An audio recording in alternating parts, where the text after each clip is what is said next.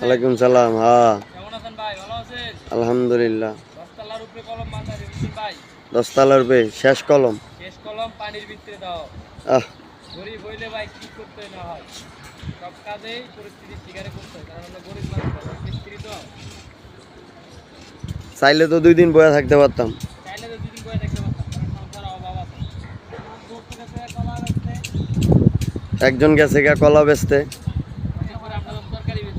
সজল ভাই আমাদের মাঝে নাই, আর এই আমাদের মিস্ত্রিরা যাবে তরকারি বেচতে।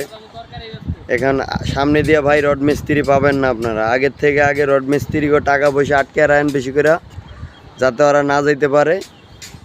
এইলো আপনাদের কাছে কথা। রড মিস্ত্রি ইদানিং কমে যাইতেছে। ওই যে ফুডে এখন আর চাঁদা নেয় না। ফুডে চাঁদা না নেওয়ার কারণে রাজমিস্ত্রি, রড মিস্ত্রি দোয়ান, সবাই খালি দোয়ান দেয়। সবাই এখন দোকান দিতে আছে। লাস্টে রড মিস্ত্রি পাওয়া যাবে না,